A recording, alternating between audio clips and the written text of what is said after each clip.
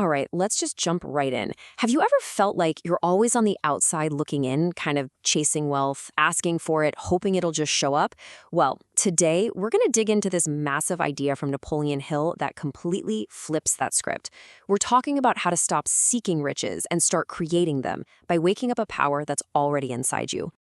Look, I know that's a pretty intense question, but seriously, take a second and ask yourself, when it comes to success, to wealth, are you coming from a place of asking, of pleading? Do you feel like you need something from the outside world to make you whole?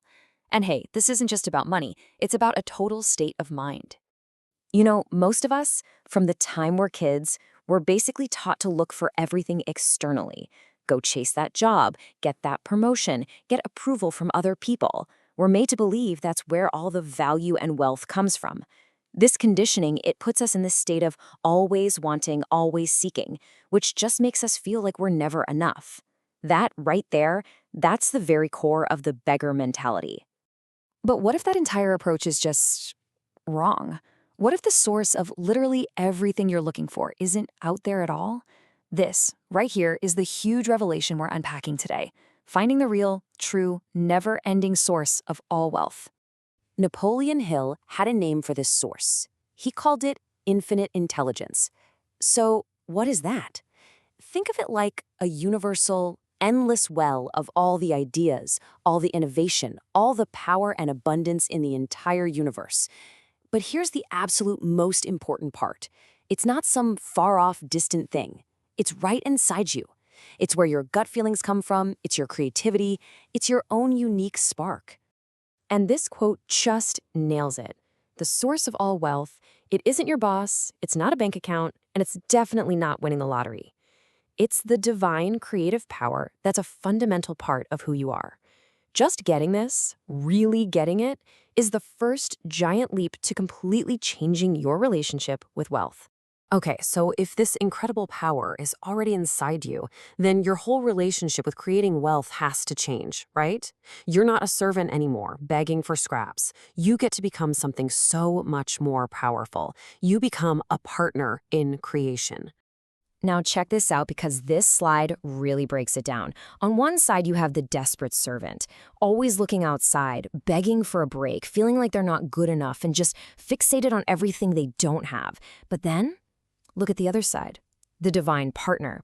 This person aligns with that power inside, that infinite intelligence. They create with total confidence because they know they're worthy, and they consciously plug into this universe of abundance. It's a total shift from feeling powerless to being a co-creator. So here's the kicker. Creating wealth isn't just about grinding or getting lucky. It's a spiritual law, kind of like gravity. It just responds. It responds to your internal state. When you truly deeply believe in your own worthiness to create and to receive, the universe literally reorganizes itself to make that happen. It's an outcome of who you are being, not just what you're doing. Okay, this all sounds amazing in theory, doesn't it? But how do you actually do it? How do you flip that switch and awaken the creator that's been dormant inside you? Well, guess what? There's a real, practical, step-by-step plan for that.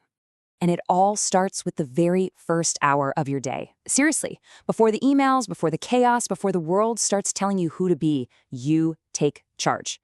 First, you isolate, find a quiet spot just for you. Second, you reconstruct. You consciously shift your thoughts away from any feeling of, I don't have enough, and you deliberately align yourself with that inner source of power. And third, and this is so important, you believe. And we're not talking about passive wishing. This is an active, aggressive belief, a fierce conviction in your power to create. So when you boiled it all down, what's the big takeaway here? It's all about remembering something you were born with, something that can't ever be taken from you. It's your divine inheritance.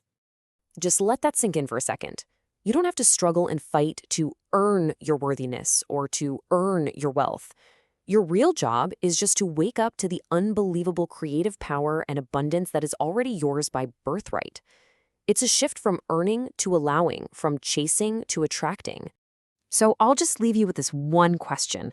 Now that you know that the power isn't out there somewhere, but it's been inside you all along, what are you going to create? What idea, what project, what new reality will your newly awakened inner creator get to work on first? The blueprint's already in there. Time to start building.